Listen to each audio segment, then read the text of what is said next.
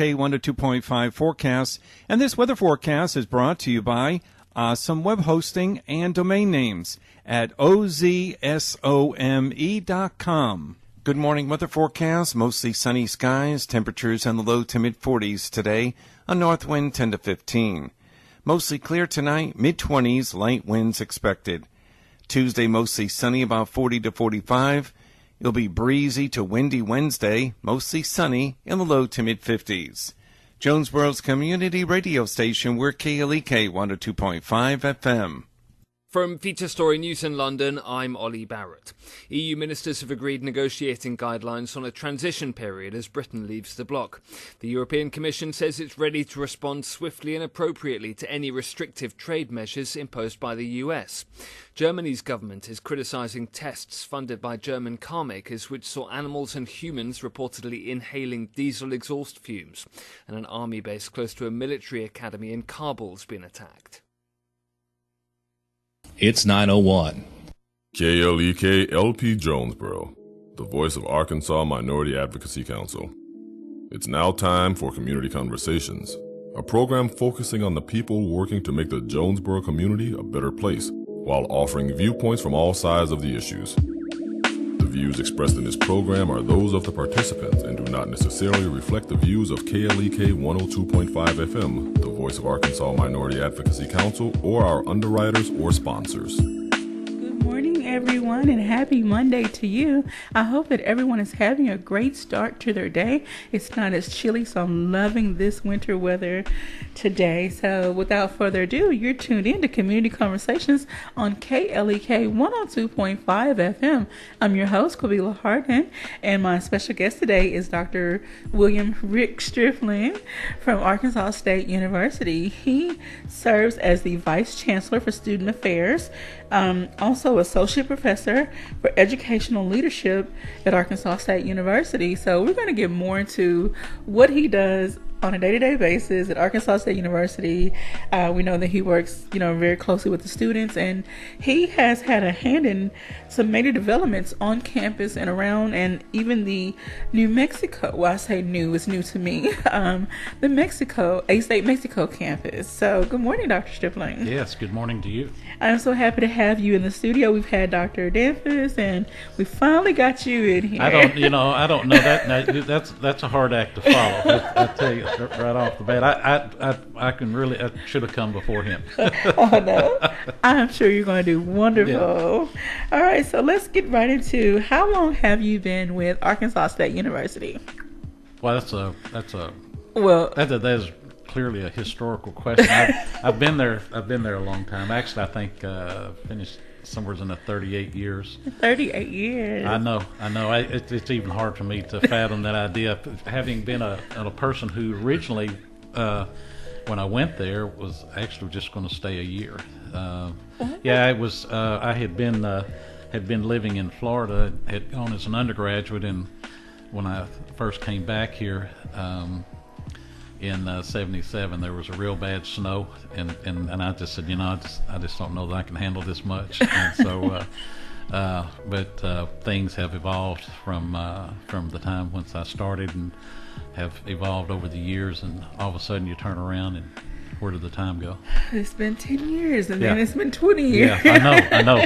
I mean, it just clicks by, and when you work at a place that you work with a lot of really great people. Okay. ASU is much like it's like a family there, and you see that when you go to weddings and the family shows up, people show up at ASU, and also sometimes on some of the sad notes of sympathetic things that people show up also in support. So it's very much like a family. And I can tell that there are quite a few people who love ASU just like you do. Mm-hmm. I started my college career in 95, and there are still some administrators and professors that are there from when I started. So that shows how much they love the facility, and obviously ASU has been good to them. Yeah. Well. It's really, like I said, the faculty and the staff really are just, and I say that having been there a lot, to me, probably the litmus test of that is people who, and even people whom I've hired, but people I've seen across the campus who what I consider maybe they were looking at alternative ways to move up, meaning they would go 2 years here, 2 years another school, 2 years another school. Okay. But then when they come to ASU, the next thing you know, well, I've been here 10 years. Well, I've been here 15, and so they don't take they find an anchor here. Okay. Yeah. So it's really interesting. I think it's a compliment to pretty much the personality and the fabric of what ASU is made of. Alrighty. So let's get into some of your projects that you've had your hands on, and what is your day-to-day like with the students? What is your role? That position, my position, has evolved from something different than years ago. Okay. Years ago, you were hands-on, and you still do that. You're still out. You get out across campus and you visit, but most of that is exposure in other means, and that is through text messages, get emails. People ask. Those are more frequent. I'm a person. I get about 300 emails a day, and so I start my day at about 5 in the morning, and I usually go to bed about 10:30 at night. And so it keeps you in tune. Students are more access, and even with Dr. Dampus coming on, you've seen where he's made himself very accessible. But that's where the students are today, and being able to text message, social media, being able to watch and communicate through social media, and a lot of times that's where I can also pick up on some things that, like, okay, I see we got some things we need to reconcile the next day. And so that it's not anything that's offensive. It's just Either reining this back this in is with just it. it's just it's sometimes people sometimes have not accurate information, misinformed. And before it, as you well know, you can get on Snapchat and everything, and then all of a sudden it blows up, and it's like, what happened? Like, what happened? And so you sometimes get out there and say, okay, hey, you might need to know some additional information here. So I think that is the connectivity to the students. I encourage my staff to stay in the social media. Doesn't mean you have to get out there and post on social media, but I think it's good. I know we've learned that. With the students and students' behavior today, we have our traditional. If you have we'll say housing. If you got a complaint or something, we got online. You can go and fill out a form and all that. What we've learned is that students will sometimes get out and Snapchat stuff for about 2 or 3 days beforehand, or really used to when Yik Yak was on. They really used to use that quite a bit. And so we would watch that and say, okay, we must have an issue here. We might want to see what we can do to fix it. So yes, I know young people are quick, and sadly, people in my age group, I'm in my 40s, so people in my age group You're young. You were young. Oh, thank you.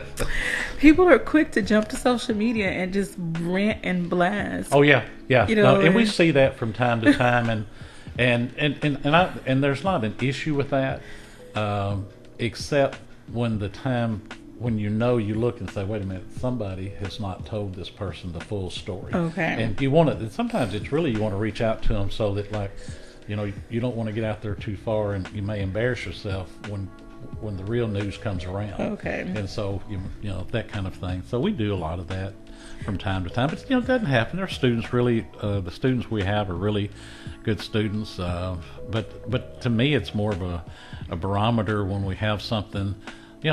Sometimes when there are some legitimate complaints, and when you look and you say, you know what, I think we've got a bad policy, and we need to change the policy here, because this really, there's a simple mind effect of, well, this doesn't even make sense. Okay. So we'll go in and start looking at what we can do to change policy if we need to. One thing I can say that I've noticed with Arkansas State University is, not to say there are no issues that happen on campus, but the staff, administrators, whoever, have been really great at keeping things at bay, and not getting us on the national news. Well, it's not trying to keep it at bay, but and you handle it. by no means of trying to, in any form, ever squelch anything, particularly something that you don't want to get into, because we're a university. We're a university it's about thinking, it's about thoughts, it's about how do we translate, how do we convey our feelings, and we do that through free speech zones and just freedom of expression. We're about debate. Okay. I mean, we're a college campus, and that's what we're about. But I think it's making sure that people understand, the real facts. And for us, it's we give students that opportunity, and I think that sometimes if you go out and you try to, some campuses they go out and they resist some things, and sometimes you find the more resistance you have, the more conflict you create. Okay. All right. So let's talk about some of the other things that you do with students. For those who may not know, student affairs. I mean, you've kind of gone into it. You basically handle day-to-day things. Do students ever come to your office or schedule meetings with you to talk about, say, professors or classwork? Or usually, the way that works, if we are accessible. What I think a lot of our role is, particularly in my office, is that if somebody has a concern, it's not always a resolve on the student affairs side, because the way the campus is divided, and you have your finance, you have your academics, you have your athletics, and so sometimes it's pointing direction. Okay, wait a minute. This problem. This is the person who can solve this problem. Okay. Whether it be the provost or someone in the provost office or athletics. So we try to steer people in that, and then we like to loop back, a few days later and say, hey, just checking in. Did this come to any resolve? Because we don't want them just to sit out there and they just kind of go adrift and thinking, nobody cared, and that's not what we're about. Okay. All right. So let's talk about some of these developments on campus, and let's start with I say the latest. The choir. I'm gonna have to help me with the name here. Cato Tato. Campus in Querétaro. Querétaro. Yeah. Okay, in Mexico. I totally chopped that name up. Yeah. No, it is pronounced Querétaro, and it is. I have done a lot of projects. Actually, the Welcome Center that we're hopefully going to open late March. Is actually my 18th construction project, and being able to, I think one of the most interesting things of my career has been able to help design the campus in Mexico. The campus in Mexico, and I say that my part has been started about 4 or 5 years ago. Really just going and looking at raw desert land, nothing there, and how do you construct a campus on that land, but what are the key elements? And so when you say, well, you need, obviously you need the big thing for this campus was there are several universities in Mexico. Okay. They're not American. This is two things. It's an American-style campus, and one of the major features of this campus is to have a campus life, and that is to make it as a residential. There are no residential campuses in Mexico. The important piece to that was that the people who were the investors wanted to create a campus like many of them had experienced in coming to America and going to school, and they wanted that campus life. So we worked on that to look and understand, here's the residential piece, this is how you design a residence hall, these are all the elements of a residence hall, and then same thing with the student union. What is a student union, how does it operate, why do you have to have this space, why do you have to have that? So we spent about 4 years working with architects in Guadalajara. A GBA is a company which is absolutely just they are an international renowned architect firm, and so we spent a lot of time designing space. Where do you put it at? How do you place it on the land? And it's been very exciting. I've been there about 8 times and looking to go here in the near future, and went in November just to do a follow-up. And We talk about once a week with the student affairs people in Mexico. Okay. We have Zoom meetings and talk about issues and how do you resolve them and that kind of stuff. Wow. Just looking through the website, it's really wonderful, some of the pictures. Uh-huh. So even though you're trying to give them an American-style college experience, were you able to still hold true to some of the cultures and architecture of Mexico? Yes. Okay. Yeah, in Mexico, of course, obviously a lot of things, the finishes and materials, yes, it was all used. This is absolutely this campus. For those who have not seen it, even though if you've just seen pictures, it'll rival anything in the United States. I mean, it's a brand new campus. There were no existing buildings. The investor, Ricardo Gonzalez, who's a major investor, who really had wanted this to be truly Arkansas State University. Oh, wow. And when you go and even down to the detail, there is a huge, out in their open courtyard area, there is a huge Red Wolf head design. Their Red Wolf flags. Benches that were built have Red Wolf encrypted in them. Wow. Even down to the manhole covers.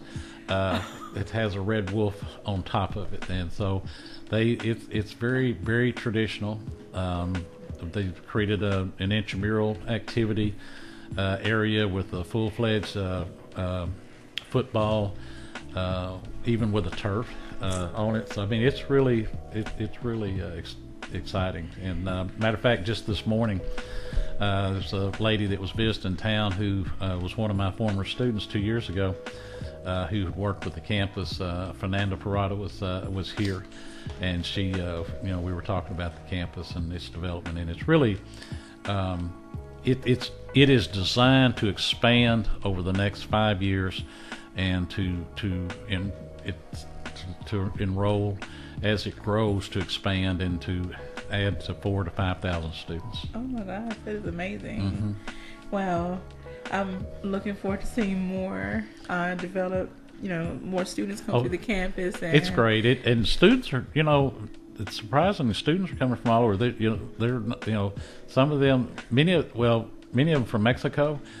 Some of them actually were studying in the U.S. and have transferred back. That is amazing. Yeah. That is absolutely amazing. Yeah, and we will have exchanges where we will have students who will go down there, who can go and stay a semester, stay a year, take classes there, and come back. And so the opportunities for us, it's just there's no end to it. And I think this would be a great opportunity for students in the foreign language department, especially maybe if Spanish is their second. Is there minor or major, or they plan on going to the teaching field? It's great because all of the, really the students and the staff, they're all bilingual, and so everything's taught in English. Everybody's speaking in English, but if you want to dig deep into Spanish, then that's not an issue. Okay. And it's about 25 minutes from the city and state of Querétaro. Okay. It's a very safe place. The city of Querétaro was chosen because of its future potential. Okay. Right now it's a city of about 2 million. There are over 1,200 international companies in Querétaro. Oh my gosh. So the perfect place for it to be. Oh yeah, it's great. It's great. All right. So we have like about 3.5 minutes left in the segment, so I don't want to get too deep into something else, but I do want to start highlighting some of the other projects that you've had your hand in right here in Jonesboro. Going all the way back to the Ring Center. Yeah. So tell us a little bit about that experience. Well, when I first started at ASU, we had some challenges out there because of the Ring Center at that time was built in the 60s and is very outdated, and it was very limited in space and use. And then also we had with our housing, for some of the listeners who may have been around at the time, we had these 5 old residence halls Twin Towers was one of them, Delta Hall, and these were, they were built in the 60s, and they were built with community bathroom type things. Yeah. I'm not sure how acceptable that was back then. It was probably tolerated today, and today's students, it's not acceptable. They need their own space. Yeah. So one of the things we did at the time, and my boss then was Les White, and we wanted to really change the fabric of the campus, and so being able to take that student union and renovate it into a one-stop student services, but also to expand it for additional space for students to use. And even though that took out Aggie Road, and it created some confusion among the faculty there, because we were taking out a road, and actually you really didn't need a road going through the heart of campus, and traffic and pedestrians is just not a good mix. Well, I keep saying back in the day. Back in my day. I'm with you. It was kind of cool though, like the rink center that we knew back then. You could sit out on the front. Did you see it back then? Yes. Yeah. Okay. All right. Where you could sit out. It wasn't really a balcony, but it was an area by the game room. You can hang out, and then you could see the cars kind of going back and forth. It was kind of the hub, like the heart of campus. Yeah. People would ride through. You knew almost everybody. Yeah. So, well, I think it too, and we had set a course that we wanted it to get away from. Back then, it was clearly defined as a commuter campus, and we were having about 1,200 students who live on campus. I would say that you probably could not find 5% of those on a Friday afternoon and a weekend, because everybody left that was here. And so we set out a course for the future to say we wanted to change this campus and create an environment where, like the student union now, we have about 21,000 people who traffic through that building, foot traffic every day. And so, and when I started, we had about 1,200 living on campus. We have now, we opened last fall with 3,700 beds. Wow. No. And so we wanted to. Okay. So 3,700 beds. 3,700 beds is what we have today, and that also has a mix of undergraduates, graduate students, med students. We have med students from the medical school today, and so being able to change that for me, it's really been just kind of a life altering career to say, these are the. All right, we'll be right back. You're listening to Community Conversations on KLEK 102.5 FM. We'll be right back.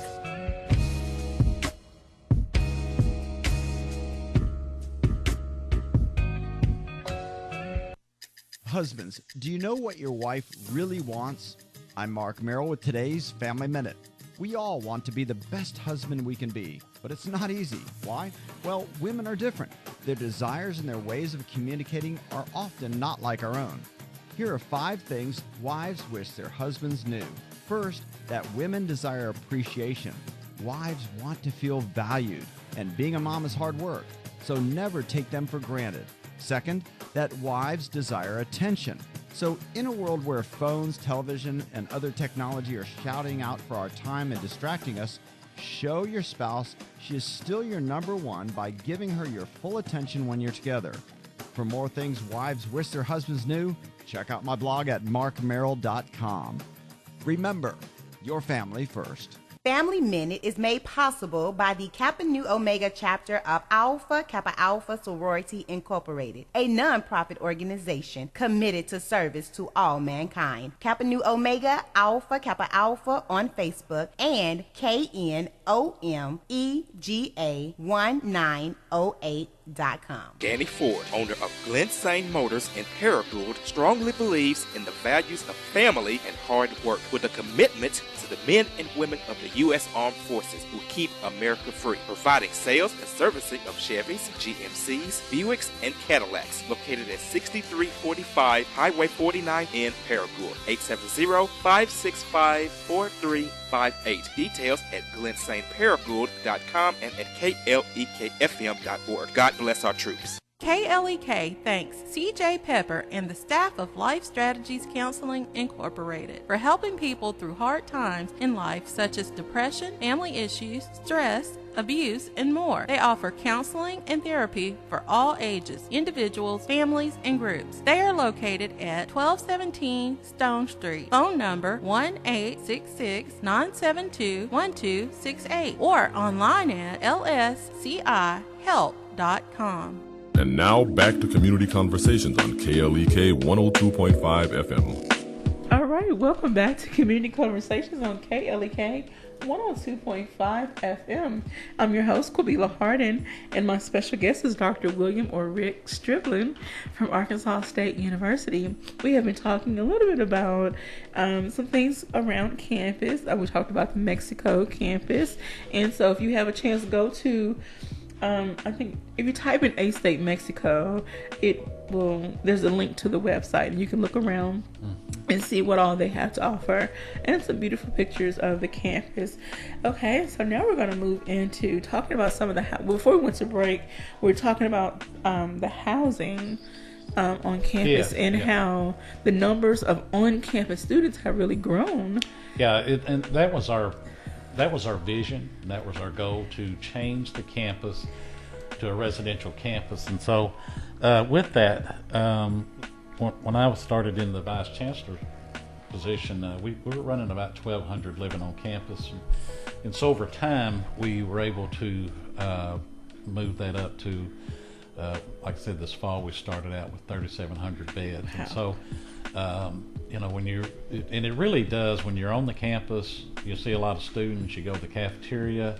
The cafeteria is always full at lunchtime, and people are moving about. And then we also had to look at, what are some of the features that you add to that type of campus. And so we started looking at national brands. Okay. And so we created a food court that had national brands with a Chick-fil-A, Godfather's Pizza. Then we also expanded our brand into having a Starbucks coffee, and then we move into having an Einstein's in our new humanities building. What is that? I've never heard of Einstein's. Einstein's is a national brand. It's called Einstein's. It's bagels. It's kind of a coffee bagel shop.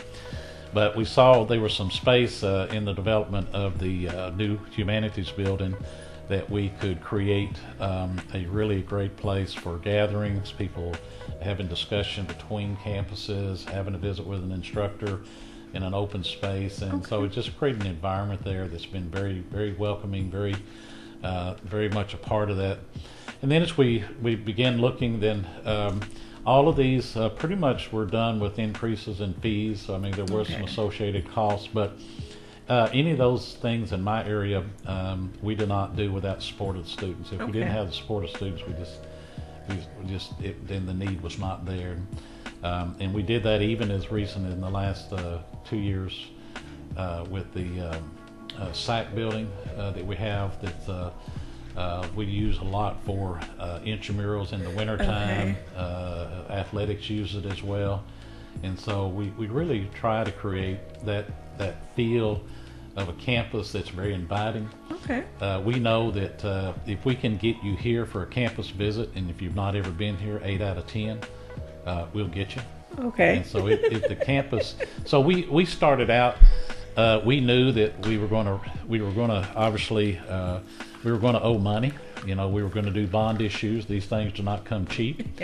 Back when the student union opened about 8, 9, 10 years ago, we were right at $32 million. Today it would probably cost you $45 million to build. And so we were building for the future, so that when students would come and they'd look and they'd have the feel.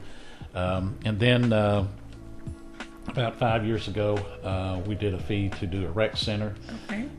We did have some opposition from the faculty on that, but I think in the end the students won out on what they wanted. And the rec center has about 1,000 students a day that go through there. And so it makes it a very vibrant campus. It makes it one that people want to come, and they live on the campus with us.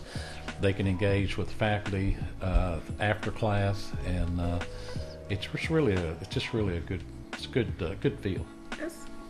Even though my classes are online, I may have to come and take a stroll through campus. We welcome you out. I'll be glad to take you on a tour before I graduate. I need to see what's going on. Yeah, and I think too, in higher education, one of the things that we see that changes is what is the good mix of brick and click. Okay. There's appropriate time for click for people maybe who are in working situations.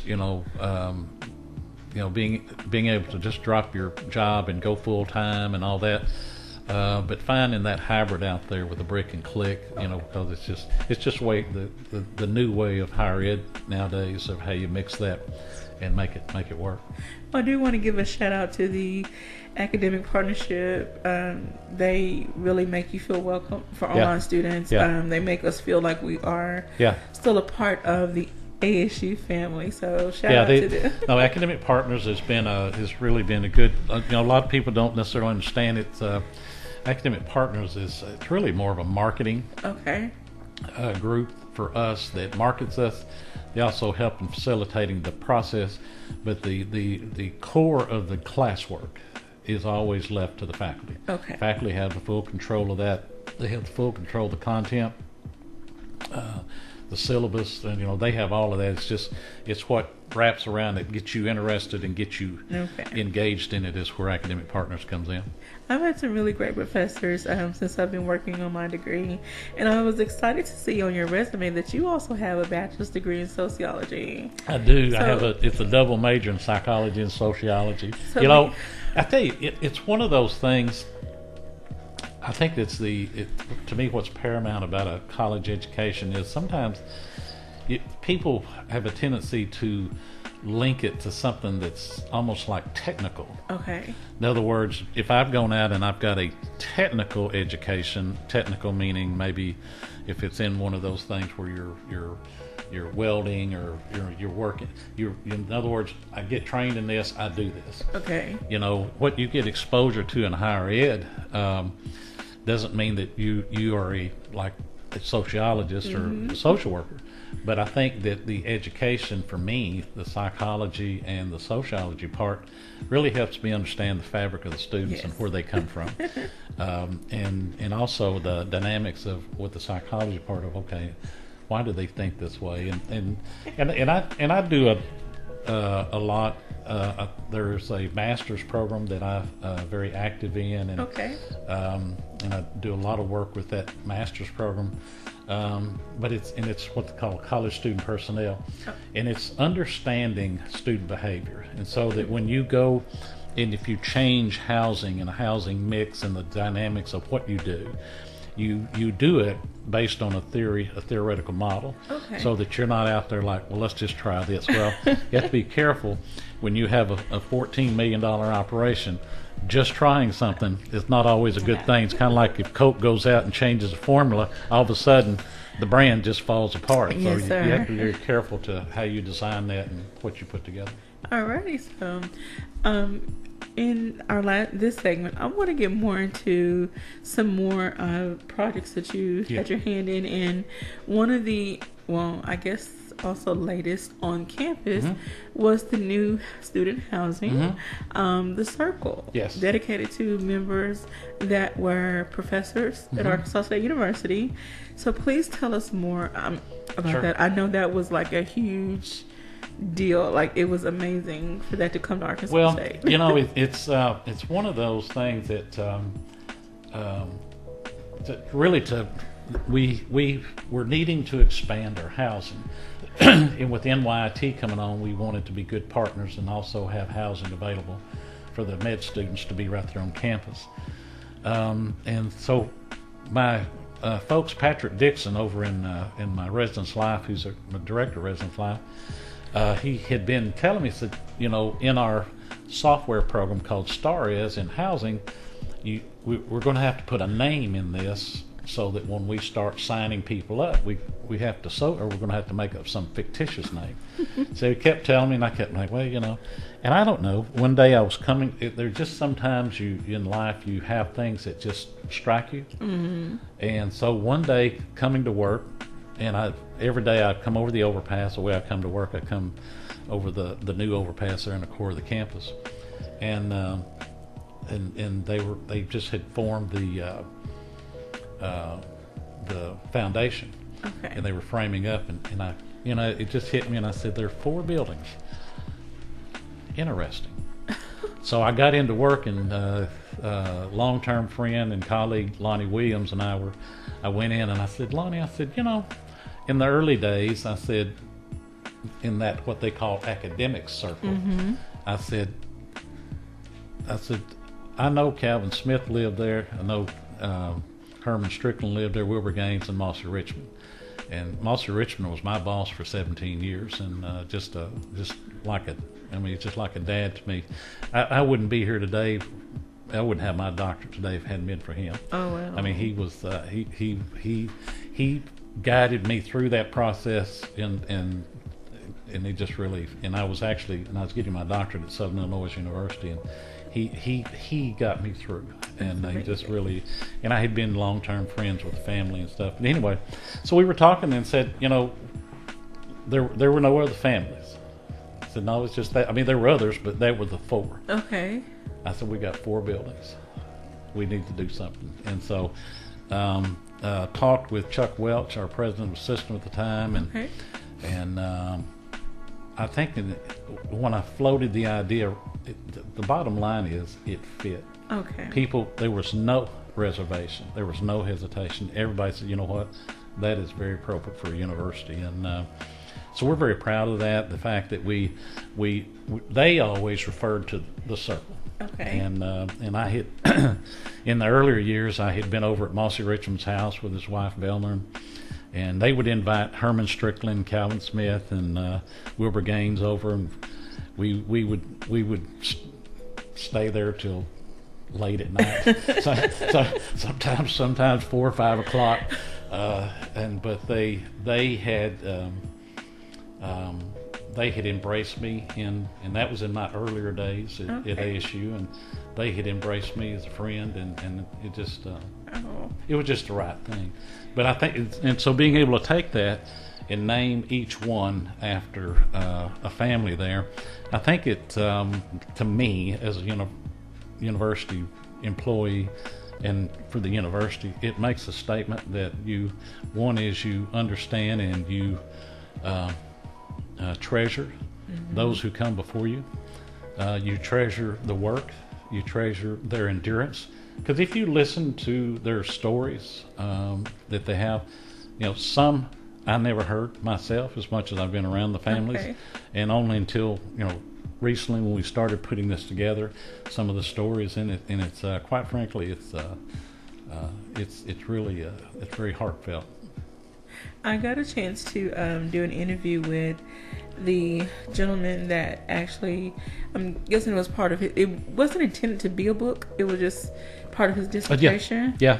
And through talk with other individuals, like, okay, let's just make this a bigger project, and so it became a book. Yeah. And what's interesting is I had not really seen the book at the time we were doing this, and he was working independently over here on this. Oh, wow. and this idea of the circle came up, and it was like, they were two totally separate things. Well, it all came together, and it's amazing, and I'm sure the students are loving the new facility. And they do. It was my first housing project that was that we did not do our own bond issue. We did it as a ground lease with what they call a public-private partnership.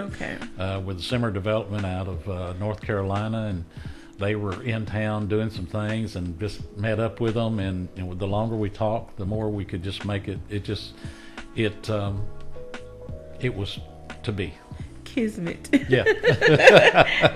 That's the word I like to use. Yeah. Kismet. It was just, like you said, just meant to be. All right, so there are some other things on campus. There's the Wolf Center, which is a health and wellness facility, Student Health Center, and then 3 living learning communities Greek Village. So let's talk a little bit about those. We've about like 6-7 minutes left. Sure. So what the thing is, when I first came on, we had 5 buildings. We had Case Hall University and Arkansas Hall. Okay. And then we had Twin Towers and Delta Hall. Delta's and so we had a long time ago. Yeah, we had some limitations. What we've done is we've been able to obviously get rid of Twin Towers and Delta. That's where the rec center is now sitting. Oh. And so with that, we were able to now we create an honors living learning community. What we've found is in higher ed is where the students can have the greatest success when you live in proximity. Proximity meaning down the hallway, in the same building, with people who have a very similar interest. Okay. And so we have a STEM living learning community. We have an ROTC living learning community. Honors has been very strong for us, and not only in just selling the university and the honors program, but its retention. And Dr. Danforth has been very focused on retention and being able to get students in and to retain them. The higher education funding formula has changed, and so it's not so much, what's your number on the 11th class day, but what's your number at the end of 4 or 5 years? Okay. What do you have then? So being able to create that, and so we've done that. We actually have another one that's in the mix that we're looking at, and how we can repurpose Arkansas Hall, and is that a piece of what we may can do with the expansion of a Greek village. There's a lot of students. Our Greek system 5 years ago was about total of NPC, NPHC, and IFC was about 750 students. This past year we crossed 1,400. So in the fabric of a campus life, the Greek system, even though we hear a lot of times issues nationally, we hear a lot of those things, but the interest is there. And the what's really interesting about the Greek system is, a lot of people don't know, is if once you're in that and you stay a part of that through your college career, 91% retain. 91% is very high. The actual overall retention rate from first year to second year university is like 76. And so all through graduation, 91% stay in. And so that, it's almost like if we don't want to do this, but it's like, okay, if everybody was if we could replicate the Greek system, and there are some things in the university, in a lot of universities that you can do to help retain students. Okay. And I'll tell you one of the great examples is actually athletics. Okay. Athletics they have a great model design of being able to retain their athletes and their graduation. Our campus, Terry Mahajer and his folks have done an excellent job in graduation and retention, and they have very high marks at their success at graduation rate. So being able to create the physical environments, to me, is important, of putting people together in as large of areas that you can, to put them who have a common interest and a common bond and a common purpose, and so that they will nourish each other, encourage each other, and look for success. All right, so once the students graduate, they will be more successful adults and productive adults. Yes, and then our folks over at the Jason Penrys over in the alumni and the development area, they go looking for those folks. It's okay. Now wait a minute. Now you need to come back and see us more, and come back and see us often. So it really makes for that family. It's what we consider the brand of Arkansas State University, and we think that when you're working with 18, 19-year-old students, 20-year-old students, you're at a point where they're moving out from home. Yeah. And part of that is that they've been taught things over the years and the values and traditions, but how you take and translate that into who you are. And we say this often, that home is not always where you're from, it's where you find yourself. And so being able to find yourself and understand who you are, we think we've created that environment, and we're still working on it, so it's not finished. of helping students understand who they are for the future. That's wonderful. I hope that every student that comes through Arkansas State University system, no matter what their degree program, I hope they truly value the experience that they're getting. I know college life may not be for everybody, sure, but for those that do venture out into it, I hope they take full advantage of it. That's one thing I can say looking back. When I started in 95, I wish someone had snatched me by the collar and said, okay, get your mind right. Yeah. Because, yes, you do have time to get your degree, but getting it right the first time is so much better than going back 20 years later. And I think that's something that we try to do, that our faculty does with advising. We have, of course, now we have some software systems that we can look and kind of say, we're not sure about Mary or John or whoever. Okay. We're seeing something here that's kind of saying that we're sliding in another direction here, and try to pull them in and say, hey, just checking in, hadn't been to class, make sure there's not any other issues out there that's starting to drag you away from your purpose. All right, so we're going to take another quick break. Okay. When we come back, we'll wrap up with some advice for students that are already on campus, non-traditional, traditional students, parents that are listening that are considering sending their kids to Arkansas State. Sure. So please stay tuned. We'll You're be right listening back. to Community Conversations on KLEK 102.5 FM. We'll be right back.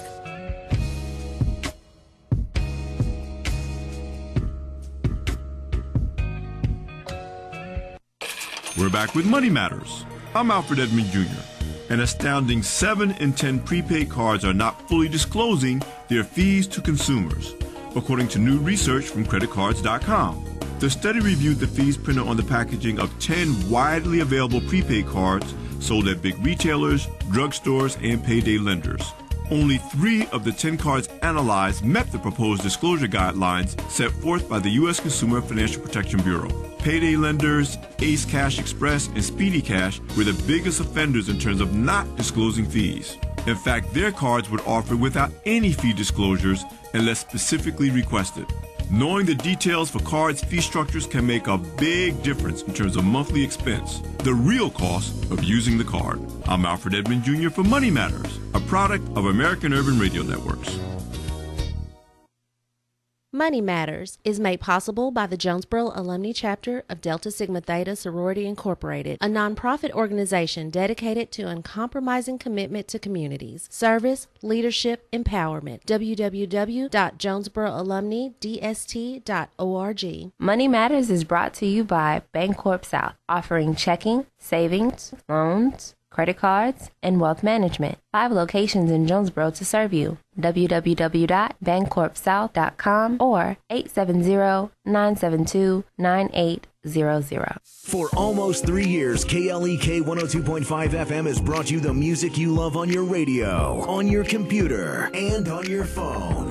Now, we want to bring the music to your party, wedding, or any event. KLEK now offers DJ services for all occasions with over 22 years of DJ and broadcast experience. We can also announce your event on KLEK. Need a photographer for that special occasion? We got that covered too. Package deals available. Book us for DJ, photography, or for both for your event today. Call 870-203-9951 or look us up on social media at KLEK-FM.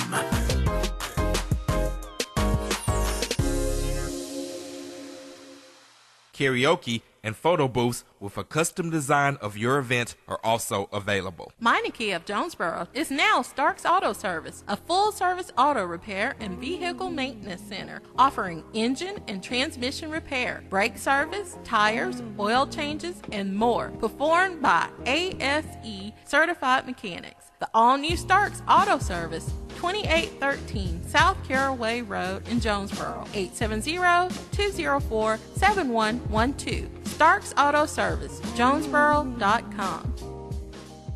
The key to making this station even better could be parked in your driveway right now. Donate your old car to us, you'll get a tax deduction, and we'll tow it away for free. Go to klekfm.org for more information. The Epic Center, located at 1899 Hasbrook Road, County Road 333, is Jonesboro's newest venue for entertainment for the entire family. They offer an auditorium with theater-style seating for up to 1,100 guests, a large stage, professional lighting and sound, dressing rooms, concessions, and more. Available for weddings, concerts, pageants, birthday parties, showers, and more. Booking and other information is available at Epic Center Jonesboro on Facebook, epiccenterjonesboro.com, and at 870-530-5841. And now back to Community Conversations on KLEK 102.5 FM. All right, welcome back to Community Conversations on KLEK 102.5 FM. I've been your host, Quabila Harden, along with Dr. William Stripling, or Rick as he's known around campus. I can't thank you enough for joining us today. We've been trying to get him in the studio for a while so he can talk about what he does on campus, on the campus of Arkansas State University. So I'm glad he carved out some time today. Sure. No, glad to. And so I just hated that I followed Kelly Dampus. I really, if I'd known, I'd have made that calendar work ahead of time, get ahead of him there.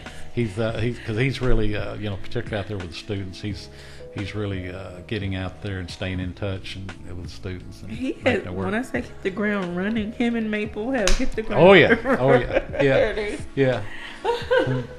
All right, so we've talked a lot about what goes on campus, some of the projects that you've overseen. Let's talk about, students and giving some advice. Those students that are on campus that may... Okay, we talked about student retention, and you're doing better as far as retaining students, but if there's a student listening or a parent of a student or someone, some advice, how to stick it out and keep it going to graduation. Well, I think that one of the things that we've got in our library, we've got resource areas, and University College has expanded some of their areas so that you can have the tutoring, and I think that for students is if you're having an issue, and it can be whether it be a personal problem, whatever, or if it's just academic issues, or is to reach out and just ask. It's all you got to do is just ask, and you'll find that the folks at Arkansas State they all want to be helpful. Okay. And so that we can get you guided. I think to the parents, I think encouraging the students to ask, but don't wait until last week of the semester.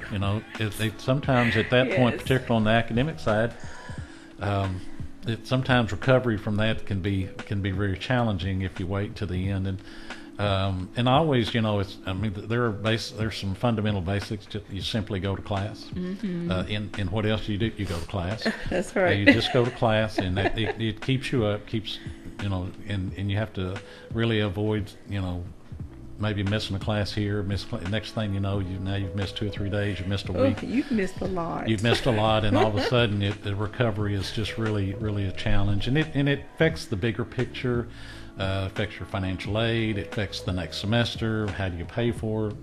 Look, I can do a whole seminar on missing class, academic suspension, academic probation. Yeah, it's a lot. And I think that, for parents out there who are looking, who have high school seniors or juniors looking at Arkansas State, there's a lot of avenues, particularly on the social media. I'm out there, Red Wolf Vice Chancellor. You can trail me on that, or on Facebook. So are you on Instagram too? I'm on Facebook. The Instagram, I'm on it. I'm not as active. I check it a few times. Twitter, Red Wolf Vice Chancellor, Student Affairs. And so but there's a lot. Dr. Dampus is out there in the social media, and then we have a lot of things. And I think for parents who maybe are out there, it gives you an opportunity just to get a sense and feel of the campus. I do those things. Matter of fact, you're looking at you're looking at a picture I just posted. It's actually with our emergency phones, and I remember that. That picture actually is a picture of Shane Broadway, who is our university relations guy in the system office. That's him right there. He's a young guy, and the gentleman standing next to me was Mossy Richmond, who was back then was a vice president for student affairs. Wow. And so, but I think that if the parents will follow us, All of our recruiters have social media pages as well. And so we can tell our story through social media, and people, I know right now I've got some parents who are friends that I met at a preview day, and they've been trailing me on that. And their daughter, they're over in Dyersburg, Tennessee, and they're seriously looking at her enrolling at Arkansas State this fall. And so that's a way that we feel we can connect, but it's in a very casual way of telling our story. This is what we do. This is what we're about, and this is how we're, the fabric of how we're made up. And so I think that any encouragement like that, we try to get folks to do. Right. So also talk a little bit about non-traditional, traditional students. Mm-hmm. I'm in that non-traditional bunch. So shout out to Dr. Yvette Allen. Yeah. Dr. Yvette Allen, actually, she was one of our students in the earlier days when she was an undergraduate and participated in our leadership center. She does an outstanding job. She is just really, she runs our multicultural center and just really does she just does an outstanding job and does outreach. For non-traditionals, we have, what we do is on non-traditionals, we encourage to come back. We have a place for non-traditionals to live. If you find a need to live on campus, we have that. We can do all that and package it up as part of your financial aid package. That's amazing. And so we're a campus that we try to really partner and have opportunities for all different categories of students. And non-traditional is a big one for us. So we're glad to have non-traditionals. All right. So also, another thing that I'd like to talk about when I have guests here from Arkansas State is how Arkansas State University is not its own entity. Mm-hmm. You, serve the students who attend classes there, but you also serve the community as well. I like to tie in the community aspect of Arkansas State University. So highlight some of those. Well, when you look at the community, one of the things happens in our promotion tenure process for faculty and actually student or staff, we look and encourage community involvement. Okay. Now that can be anything from you might be a professor and you might be in sociology or whatever. You may serve on a community board. It might be that you serve on one of the many committees within the Chamber of Commerce. We extend Arkansas State University out in many ways through our staff like that, but we also partner. If you noticed last week, we just the executive team that I work with, the Lynn Fries and Lanita Cooksey, Jason Penry, Terry Mahajer, we all work together. Maurice Gibson, we work together to serve as honorary chairs for the Race for Cure. Okay. And so, what does that mean? It's more than gathering and making an announcement. It's more than just saying, okay, let's take a picture and let's put this out. It means that we are encouraging it. That means we also, because our name, Arkansas State University, is a large brand, and so we do, we make sure that when you have that on campus, we make sure that all the things fall in place. We want visitors, and last year I think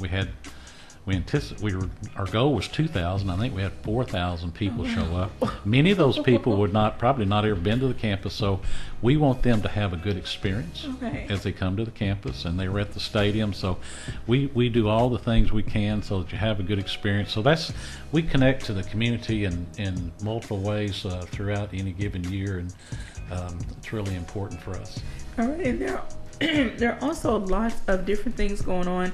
So let's just take the month of February as we wrap up in our last minute here. There are many panel discussions going on that benefit the community. February 1st, there is a panel discussion hosted by the Multicultural Center. Why do we still celebrate Black History Month? There's another panel discussion on February 6th through the A-State Museum concerning the exhibit that's going on, Sorting Out Race. There's another discussion going on by Dr. Gabriel Tate concerning midwives in mainly Arkansas and how it all got started. So, but there are many other panel discussions and events that happen on the campus that are beneficial to the community as well. And we extend that opportunity to the community. You have to look at it. We are an educational institution. Being able to have a focus, if you highlight Black History Month, or even if whatever you do throughout the year, we take every opportunity to extend that educational information. So it's not just limited to a classroom. It's extended beyond that classroom in different ways, from whether it be done online, to social media, or whether it's done in gatherings outside of a classroom, evening hours, that kind of thing. All right, so well, thank you so much, Dr. Stripling, for joining us today, and thank you to everyone that tuned in to our KLEK 102.5 FM. Have a great day. Thank you for listening to Community Conversations on KLEK 102.5 FM, a program focusing on the people working to make the Jonesboro community a better place while offering viewpoints from all sides of the issues.